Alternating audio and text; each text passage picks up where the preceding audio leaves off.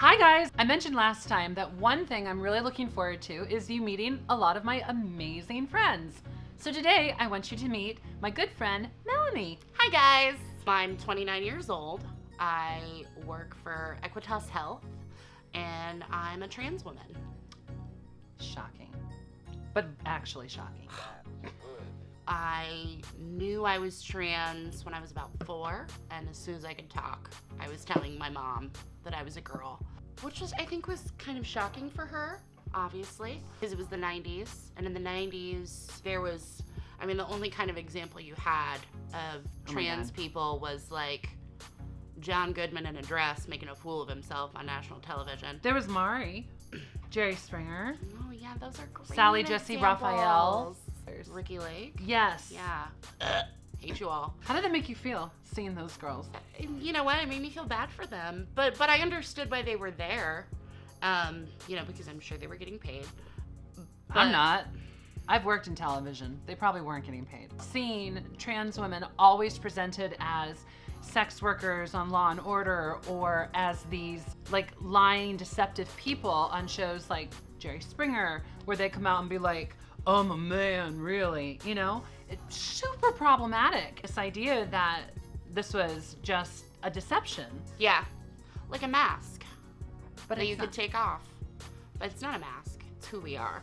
But for a long time, I was stealth. I really didn't share my identity with anyone, and it had a lot to do with where I grew up. Worthington is a very conservative area in central Ohio, and growing up there and being trans, it was more important to me to be able to work and have a job until probably my mid-20s. Really didn't share or sort of come out. Tell us a little bit about passing privilege. Do you think that it's a good thing in certain contexts? Do you think that it should exist?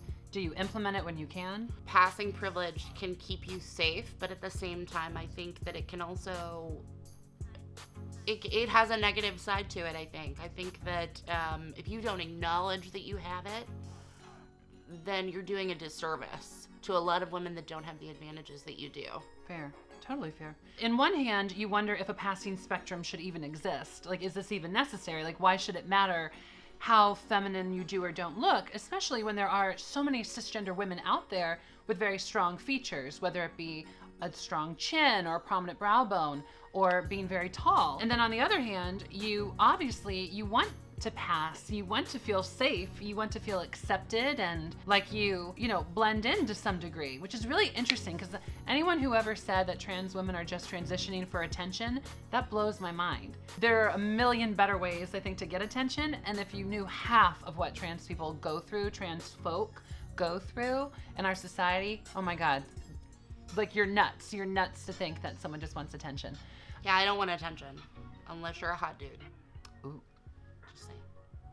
Give us attention then. When I would look at myself in the mirror, there were times that I felt super passable and really confident in myself, and I'd walk out the door and immediately someone would be like, that's a dude, or that's a man. That's a man, Maury. That's a man, Maury. Amanda.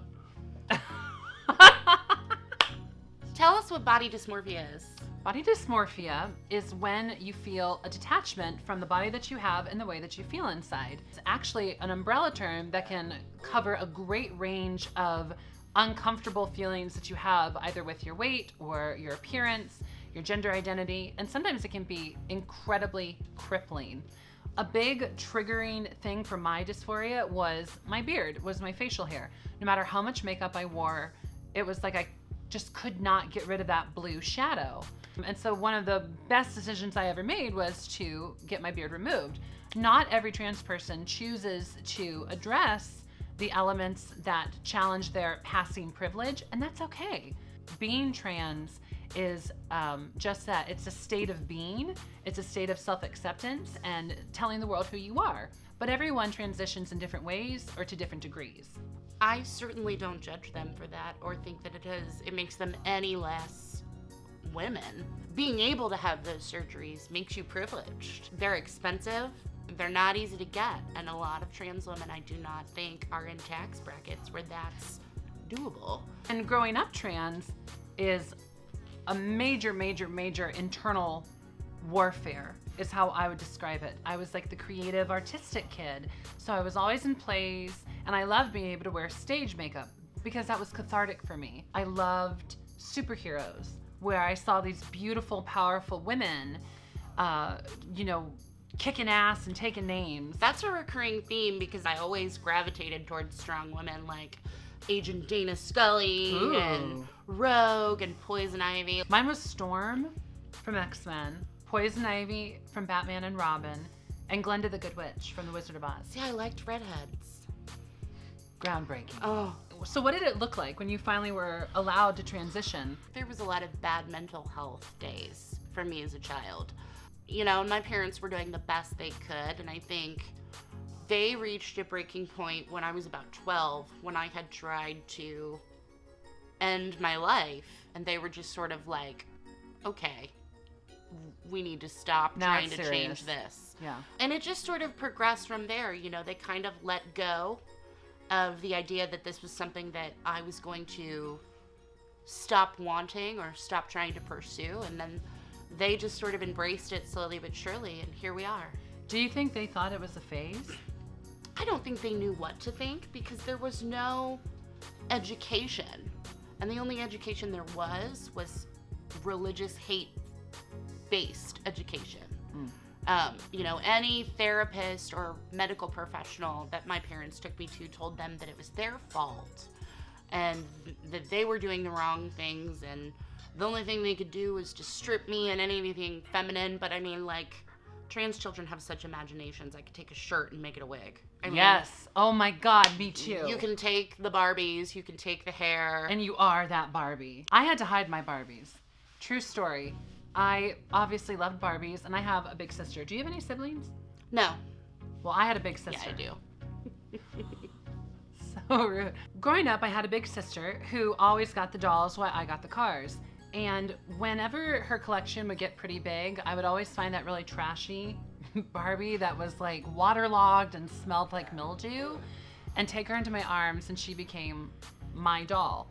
And I would hide them. I would hide them from my father. I would hide them from my mother. There was a ledge, like a weird built-in ledge behind the bookshelf that was next to my bed, and that's where I would stash them. Then late at night, I would actually put on the cassette, like the headphones of the cassette player, and play Disney music and play with my dolls under my blanket. And that was literally how I got through some nights of my childhood. I would always pretend I was a girl, and sometimes I had like Batman action figures and I'd make them kiss.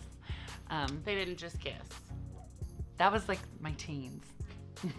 I had to hide them again before the morning, and one day my mother actually did find them, and my dad did find them, and that was a bummer of a day because they took my dolls away. We'll get you some more. Thank you. I'll be your doll. Oh. Would you say that some of the traumatic things that you've been through have shaped the way that you express your femininity now? I would say that my femininity has constantly been evolving since I was little. The things that I've been through have shaped my personality and how I deal with everyday life, but not my femininity. Last category, what are some of your favorite things about being trans? I'm kind of a fan of being different. Being different can be really powerful. It gives me a sense of individuality. I don't know if you feel that way. I certainly love the ability to help build bridges. Trans women have always been gatekeepers, not just in the LGBTQ community, but sort of society at large. We get to talk about the privilege, maybe the male privilege that we lost when we transitioned. We have this unique and profound opportunity to educate people. Oh, another thing I love about being trans is the lens that we are given for the quality of the people that we're meeting. It's like you're a walking, talking filter. If someone is a total asshole, you are probably going to know about it first. If someone isn't going to accept me or be cool with me off the bat, then I wouldn't want to be friends with them anyway, right? If I were just a cisgender, normal-looking, nonchalant girl, maybe someone would just be, oh my God, you're so popular. You're gonna be mad because I really have to pee. Take a break. You can turn down or turn off your audio. This is going to take 20 minutes. Your very existence and being public and being out there in the world, you give other people permission to also be themselves.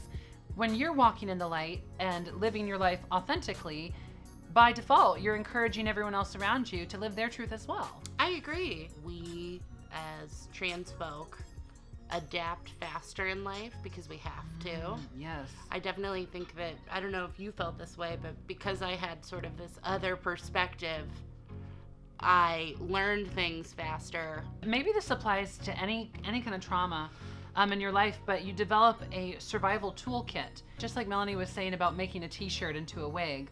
You know, you learn to be really inventive, a survivor, and how to adapt. And I think it's like that for anybody that's marginalized, you know. Marginalized people are sort of exposed to like the seedy underbelly of the world faster than people that are not marginalized. So you have major intersections. Well, that's it, guys. Thank you so much for taking the time to hang out with me and one of my best friends, Miss Melanie. Do my girlfriend a favor and like this video and subscribe to her channel.